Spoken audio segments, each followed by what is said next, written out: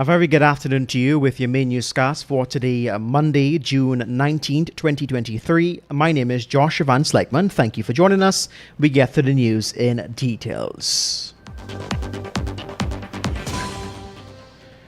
Minister of Local Government and Regional Development, Nigel Darmlal, has stepped down from his ministerial position amidst rape allegation leveled against him by a 16-year-old indigenous girl. President Ali has confirmed that Minister Darmlal requested administrative leave in order to allow the probe into the sexual allegations made against him. It was not made known when the leave commences. In light of the news, Opposition Member of Parliament Geeta Chadman Edmund, in a statement, said in the light of the minister proceeding on administrative leave pending investigation, we trust that this will result in a full, fair, unbiased and impartial investigation and that there will be compliance with the rule of law. And in other news, sources acquainted with the alleged rape and sodomy of an indigenous girl by a government minister is alleging that a female regional official is responsible for setting up the connection between them.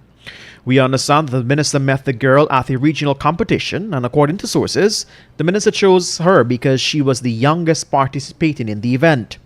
We learned that he tried to use other female participants in the same event to lure her to him, but she had shunned him.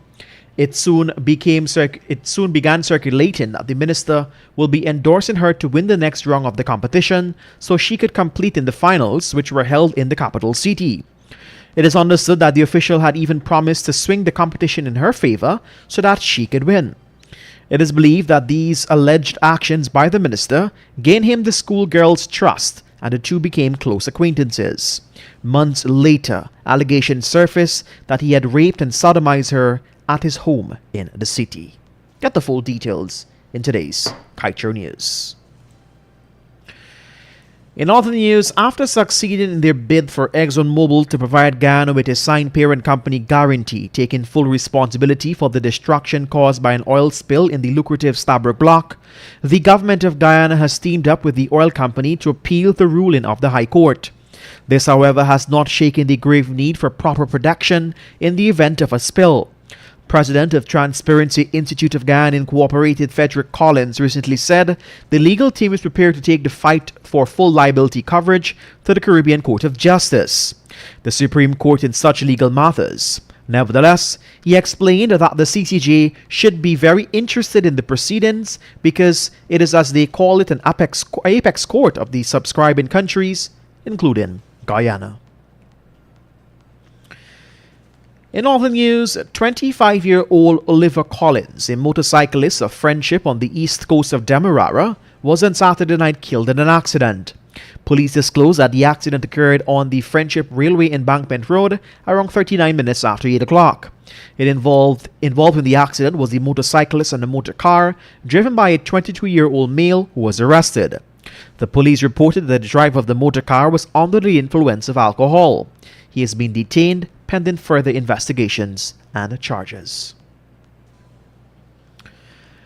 An 18-year-old boy is now in police custody after he was found with a firearm. The Guyana Police Force reported that the boy was arrested last Friday.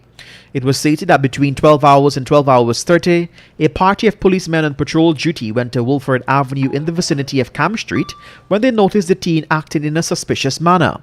A search on the person revealed that a firearm and a magazine found in the haversack he was carrying. He was then told of the offense committed and was cautioned.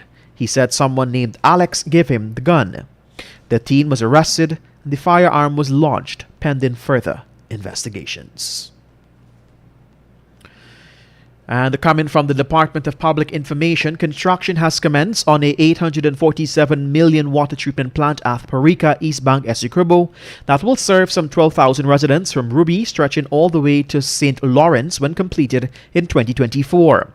The project is being funded by the Government of Guyana and is undertaken by Toshiba Water Solutions Private Limited, an international multidisciplinary environmental services company headquartered in India that specializes in providing turnkey services in water and wastewater collection, treatment, and disposal. This is your main newscast on Kaieteur Radio 99.1 and 99.5 FM. We will return shortly after the break. Stay with us.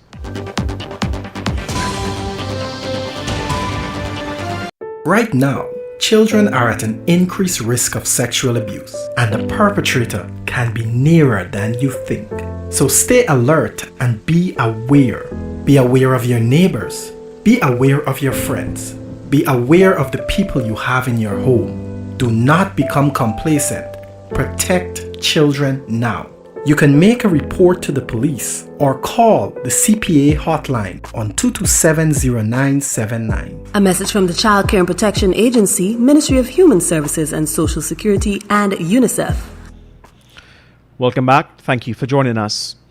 In some exciting news, the stunning Miss India Guyana Aruna Sugdeo was on Saturday crowned Miss India Worldwide 2023 in India, making it the second Guyanese to win the prestigious crown in 30 years. Aruna, a third-year economics student at the University of Guyana, outshined her competition, not only captured the crown, but was also awarded Miss Beautiful Hair, a special title award. Also, Miss Teen India Guyana Nitu Lal was placed first runner-up in the teen category, and Mistress India Guyana contestant Rihanna Arakan made it into the top 5. Kaieteur Radio extends congratulations to all. And coming from the Department of Public Information, some 40,000 residents from Eccles to Providence on the east bank of Demerara are being provided with an increased level of water supply following the completion of a new well and expansion of the water treatment plant. Close to $200 million was invested to complete the Eccles well, while some $2 billion is expected to complete ongoing works at the treatment plant. This disclosure was made by GWI's Executive Director of Projects, Marlon Daniels, during an interview with the Department of Public Information on Friday at GWI's shelter belt of Lissingen Road. Additionally, residents will receive water service for a minimum of 18 to 20 hours daily. And finally, at this time, the Ministry of Home Affairs recently reviewed 6 proposals from firms interested in the design and build contract for the new Brickdam Police Station. On October 2nd, 2021, a devastating fire flattened the Brickdam Police Station, along with 2 vehicles and a business place close by. According to reports, the fire reportedly began around 11:06 in the upper flat of an eastern building and spread to several other buildings in the compound.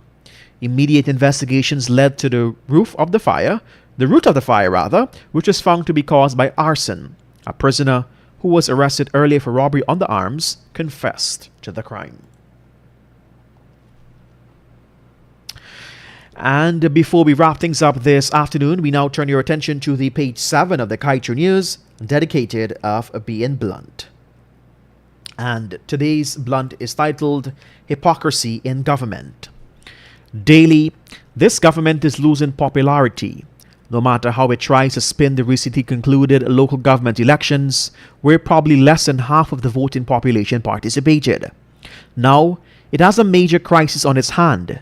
A sitting minister is accused of raping an indigenous teenage girl in the vilest of ways.